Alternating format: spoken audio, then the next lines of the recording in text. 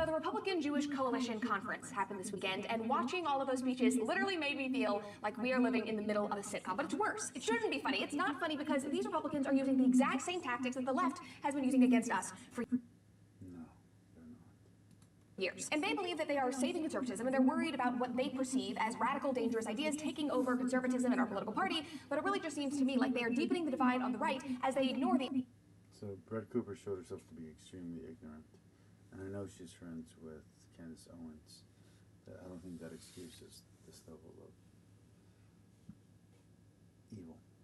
Obvious shift in ideology and attitudes of their base. Because you can scream... Let me get my headset so there's not an echo.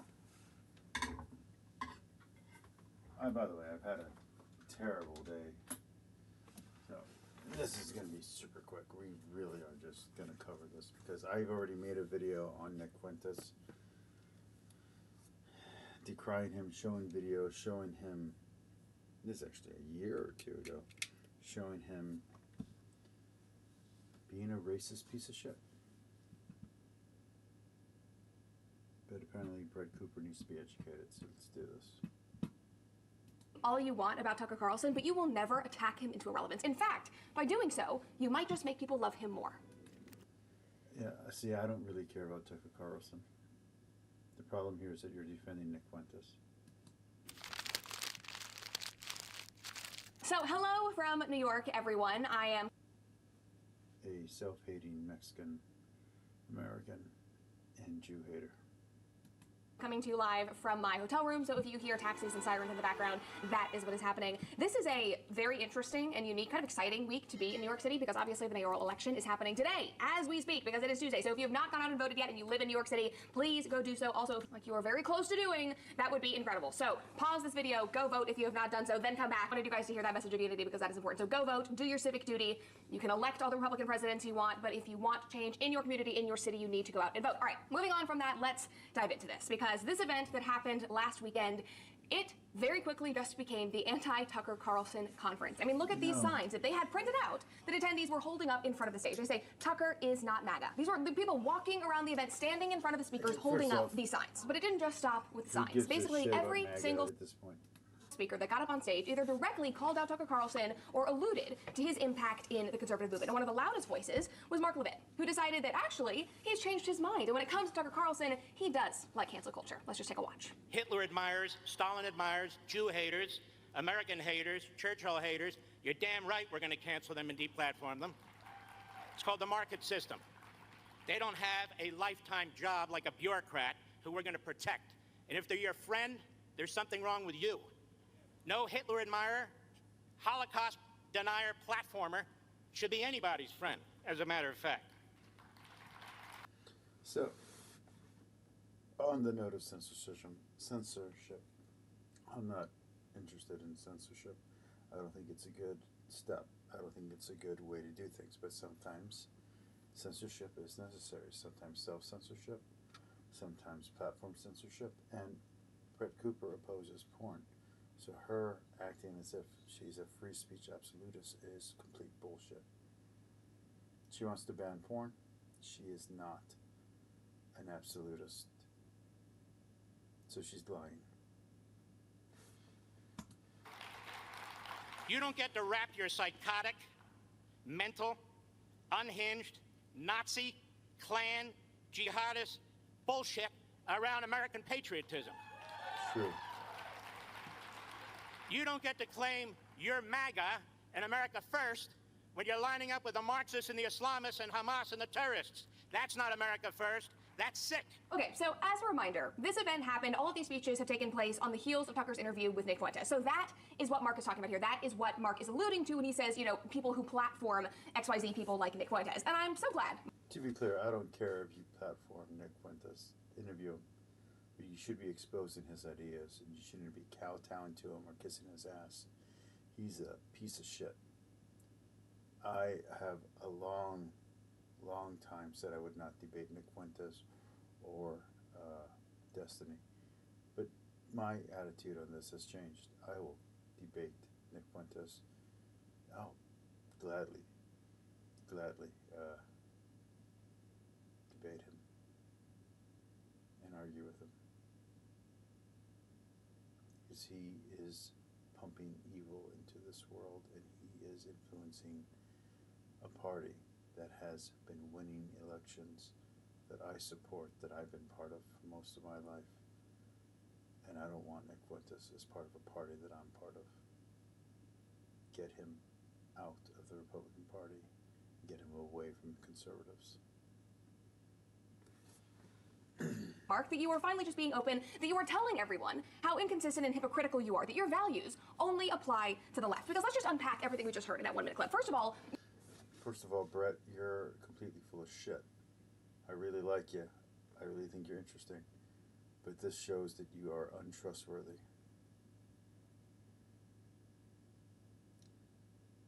I think if you're going to support Nick Fuentes in order to protect Tucker Carlson, then the Daily Wire was right to fire you. you think that the market system is canceling people and deplatforming people who you disagree with. Not even people who you disagree with. You believe in canceling and deplatforming people who platform people that you do not like. That is truly insane. That goes against all of the principles, what I believe to be the principles of conservatism. You think that we should protect lifelong bureaucrats? Did you hear that when he said, you're not a bureaucrat who we are going to protect? That's insane. And also, who are you to be deciding who can be part of MAGA? I mean, that's just so... So I'm an American fucking citizen. I'm also Mexican. I'm also with Jewish heritage. So if I say fuck Nick Fuentes and fuck anyone who supports him, I mean it. I'll tolerate Trump. I'll even vote for Trump.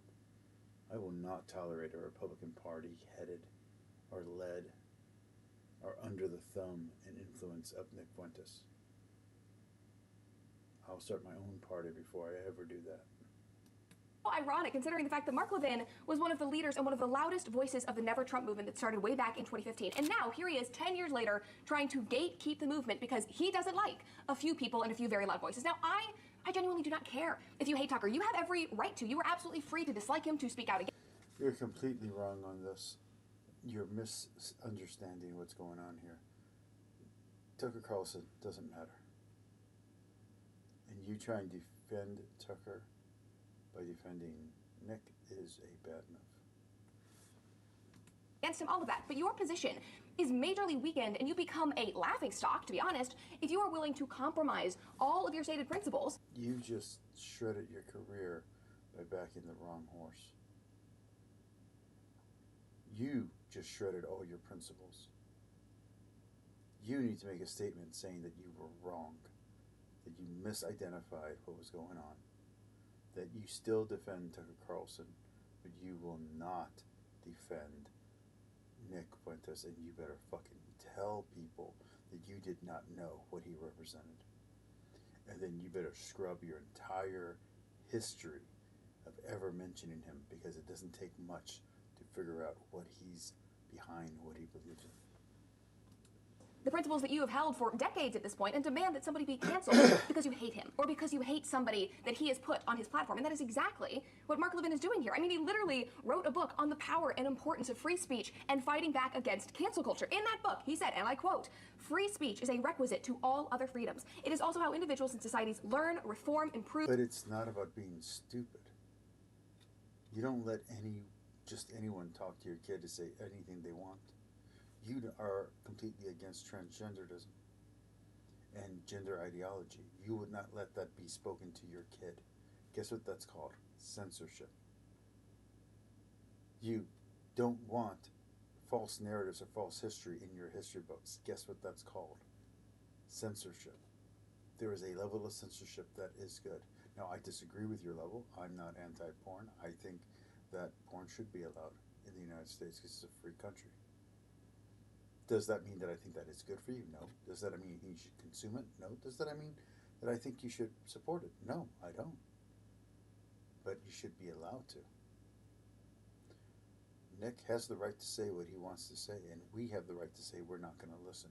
We have the right to change the channel. And if someone gets on a channel and supports Nick Fuentes, we have the right to say we don't want to watch him anymore.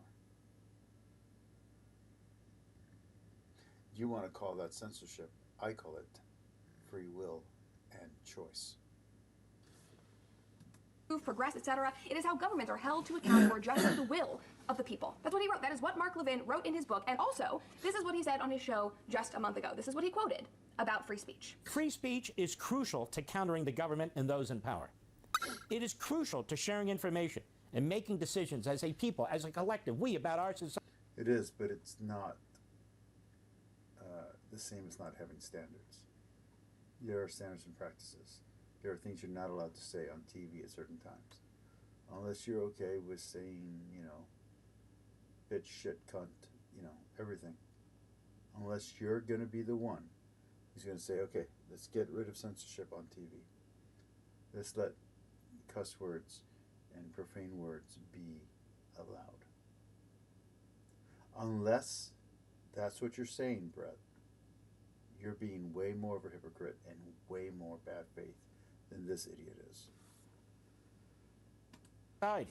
I've written about it often, including in On Power. I have an entire chapter on language and speech. Every true patriot should believe in it and defend it, period. Okay, so every true patriot should be defending free speech, Mark? Is that what you're saying? I mean, come on, this is so incredibly hypocritical. I mean, it would have been far more powerful and far more consistent if you, Mark Levin, had gotten up on stage and said, look, I disagree with everything that Tucker is doing. You could even say, I, Mark Levin, hate Tucker Carlson, but he also has a right to say and do everything he's doing, and I guess that means we're just gonna have to work harder to win and bring people back to our side, and here's how we're gonna do it. You were not solutions-oriented, you were not freedom-oriented. Your response was simply to wag fingers and demand that somebody you don't like be deplatformed. That is what the left does. That is not what we do. And yet Mark Levin and basically every speaker who took the stage spent all of their time during their speeches attacking Tucker and by proxy his audience and anybody who was questioning America's relationship with Israel or the blanket labels of anti-Semitism. Like, the label that I really care about right now is product of the USA, and thankfully I don't have to worry about that with Good Ranchers. Because I used to think that I knew what I was buying at the bull. Am I worried about for that? Because it feels like getting great merely to be able to people online. Just take a watch. You think your stupid little podcast,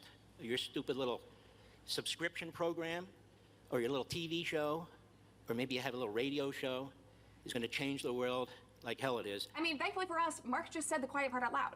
They're doing all of this. They're freaking out because of how popular and impactful Tucker is. Your little podcast, your little subscription. No, they don't care about Tucker Carlson. This is about Nick Fuentes. Nick Fuentes is way more popular than Tucker Carlson. You're on the wrong page. You're watching the wrong script. You're misunderstanding what's going on. Hey, Cade. How you doing, homie?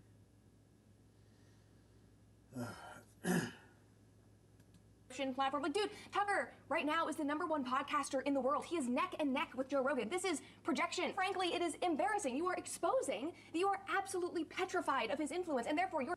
And you're exposing that you're completely ignorant, or you really are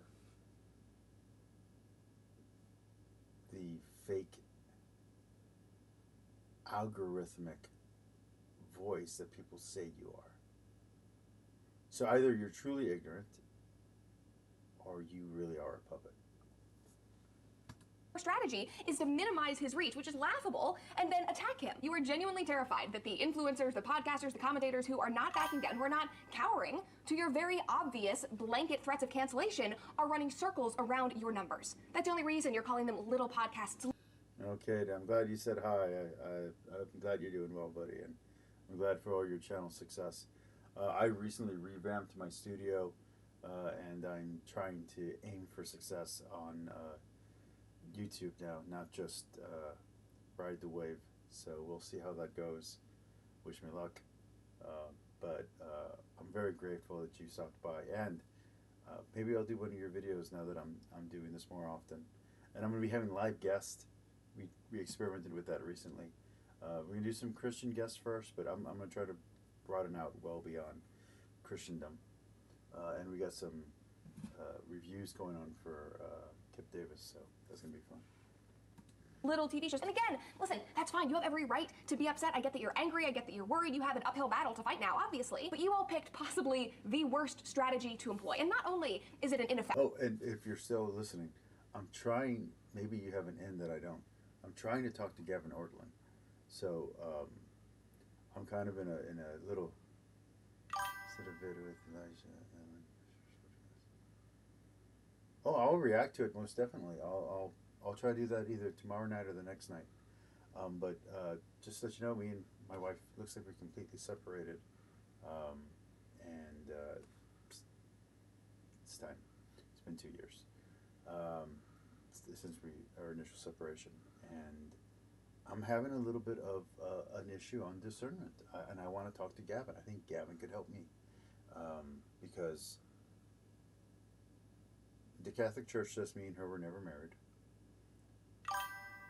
and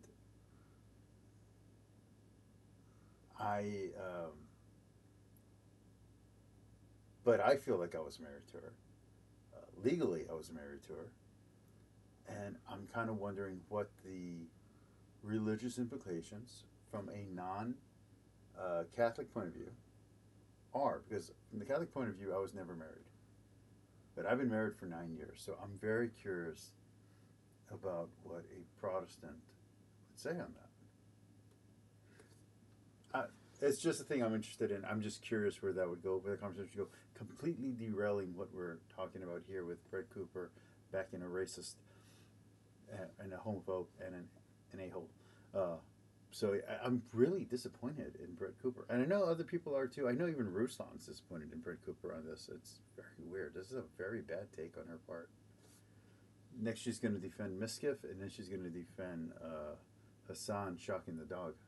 Active strategy and hypocritical, but it is also just gross because these are the same people who have condemned the far left for their violent rhetoric for years now, especially in the wake of Charlie Kirk's assassination. And then, if you're still watching, are you going to do anything on the mediatrix stuff? I was going to do that tonight, but I've had a kind of a weird day, so I'm doing this one just because I think this one's a little bit more pressing than the mediatrix thing. But I'm going to call out exactly what you and I have been talking about. I'm going to call out the hypocrisy of Catholic Answers and how they're now trying to say, oh, we always said that. We were always saying this, when there's evidence in their own website and in their own articles that they were saying that mediatrix was the correct response. So I'm looking forward to doing that. I would do that today, but like I said, I'm a little mentally exhausted from today. This weekend, all of these individuals got on stage and said things like this. Good night, kid. I just want to say, Everybody. I feel good about the Republican Party. I feel good about where we're going as a nation. We're killing all the right people and we're cutting your taxes. Trump is my favorite president. We've run out of bombs. We didn't run out of bombs in World War II. I don't even have words to respond to that right now. That's Lindsey Graham who just got up on stage. And he said the Republicans are killing the right people. Like, Lindsey, is that a Freudian slip? Like, do you want to end up on the next episode of Candace's show? Because that's basically where you're heading with this, with these types of jokes. Like, this is not what you should be doing. But Lindsey did not just stop there. This is what he said next. But if you ever run for office as a Republican and you embrace this weird shit, we're going to beat your brains out. This is just absurd. Like, weren't we just talking? Weren't we collectively all outraged and losing our minds over how disgusting it was for Gavin Newsom to sit on his podcast and say that he wanted Democrats to get out in the street? It's not about Gavin Newsom, dude. It's not about... Nick Fuentes is an anti-Semite, anti-immigration, anti-melting pot, anti-American asshole. He's a grifter, and he's probably as messed up as Destiny, except on the right instead of on the left.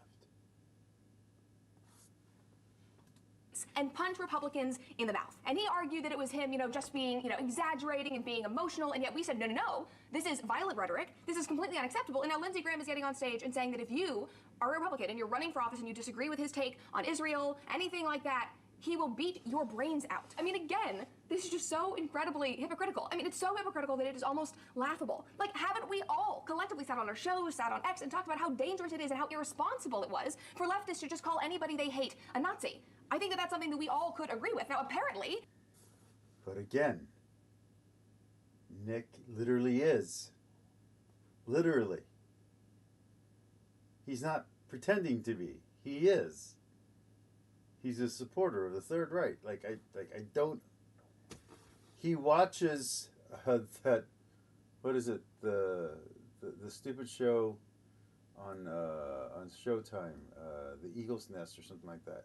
He watches that and thinks of it as a wish fulfillment show. Like, hot dog it, girl.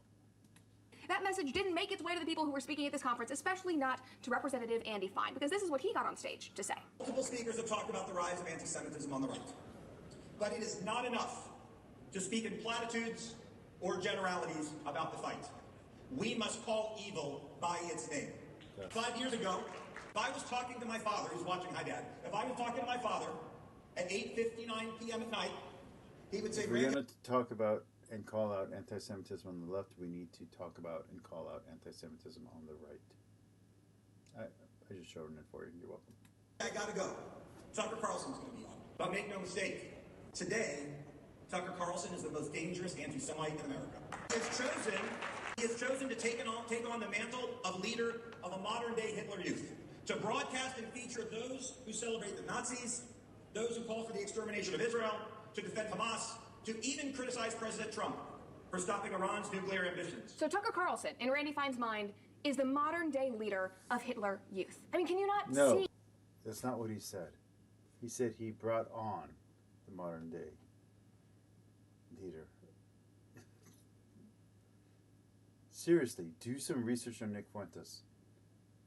And then apologize. And then take this video down. This is going to destroy your career. No one's going to listen to you after this. Again, how incredibly irresponsible this is. This is the same kind of rhetoric, exactly the same, that the left has been using on us for years, that we have been fighting against, pushing back against for years. It is the same kind of inflammatory rhetoric No, that killed. it is the exact right thing to do. Because the left accuses us of allowing our bad actors to say whatever they want. This is exactly the right time to say, no, we are not like you. We will not allow our worst to represent us. We will simply tell them, you are not of us. Go away. That is the proper response to a Nick Fuentes. You are not one of us. You're cosplaying as one of us, but you are a wolf in sheep's clothing. Go away. And to disavow everything that he says. This is correct. You are wrong. Charlie Kirk. And here you all are employing the exact same thing. You are so blinded by your ridiculous, insane hatred of Tucker Carlson that you cannot see how irresponsible and hypocritical you are being. I mean, these tweets. This is not hatred of Tucker Carlson. This is hatred, not even hatred. This is defense of the innocent against Nick Fuentes. Against haters, racists, and bigots. And violent actors. I'm going to read you next are a great example of this. So just a month ago, he tweeted this. He said, they don't kill you because you're a Nazi. They call you a Nazi so they can kill you. Political violence is a left-wing phenomenon. Enough is enough. We need to shut it down. And then in response to Fuentes and Tucker this week, he tweeted this. Trump's bombing of the Ayatollah's nuclear facilities made the little Nazi mad. Good. So now you're turning around and you're calling somebody that you... Nick is... Go watch Ruslan's clips. Ruslan used the same clips I used a year ago when I made my video on Nick. He's legitimately a racist. He's legitimately a white supremacist. Like, I don't... Are you dumb? You don't like a Nazi. You're doing this out of blind rage because you're so angry that conservative base's attitudes are rapidly changing, that Nick Fuentes is getting national attention, and so you have turned around and in response, you are Nick Fuentes, this is the most terrible thing that can happen to the Republican Party. We're right on a high right now thanks to Trump. Nick Fuentes would destroy all of that. Trump, for all of the stupid rhetoric from the left, Trump doesn't care about race. He doesn't care about sexuality. He doesn't care about any of those things. If Nick Fuentes and his party gets involved and infects, if it infects the Republican Party, just like Arianism infected the Catholic Church, it could kill the Republican Party. There is no protection, no divine inspiration, no infallible anything to protect the Republicans from an infection from supremacists, from actual white nationalists, not pretend white nationalists or Christian nationalists. You know, there are fake Christian nationalists. There are those who are labeled incorrectly by people who I like Dan McKillen, as Christian nationalists, and they're not. But Nick Fuentes is. He literally is the bad guy. Your own values and anger, which is such a dangerous precedent to set. And unfortunately for you guys, yes, the attitudes are changing. So again, it makes sense why this group is incredibly frantic. This is an article here. Take a March 2025 Pew poll as an example. While the survey shows strong support for Israel. You know, when Matt Fradd did something similar to what you're doing, I decided Matt Fradd was no longer someone I could respect. If you want to know what happened, it was that. It was his backing of Nick Fuentes. I'm sorry, but there's nothing interesting or cool about Nick Fuentes. I hate to bring in Metatron, but I think it's the best call. Metatron was completely correct. Nick Fuentes is a bad actor. You cannot play with him. You cannot encourage him. He's as pathetic and as dangerous as Destiny. And twice as disgusting. He makes Hassan look like a good guy. Among GOP voters, it also reveals that more and more younger Republicans are souring on the country. 50% of GOP voters under the age of 50 express a negative view of Israel, compared to just 35% in 2022. These numbers line up with a number of recent polls, including an August 2025 University of Maryland Critical Issue Survey, which found that just 24% of Republican voters aged 18 to 34 sympathize more with Israelis than Palestinians. And this is just one of the many surveys on the subject. And so whether you agree with that or disagree with that, whether you love it or hate it, this is just the fact of our current political climate. And guess what? This behavior that we saw on display at this coalition, at this conference, is only going to push more good people away from you and your message because it is so hypocritical, because it is so inflammatory. And I'm obviously upset about what I heard, and I think that what people did on that stage was, dangerous and vile, but this whole thing is also just frankly comical. Like, I mean, a room of 200 people coming together to shit on a podcaster. Like, this is not serious behavior. But again, who is surprised when it comes to these characters? Like Randy Fine, if you don't know who he is, he's a representative from Florida. He's the same guy. You apparently don't know who Nick Fuentes is. Nick Fuentes is a very dangerous person who can bring about a world where segregation returns. You are naive and don't belong on air for a while. You need to start studying up again. You need a team again. Go back to Daily Wire and get rehired.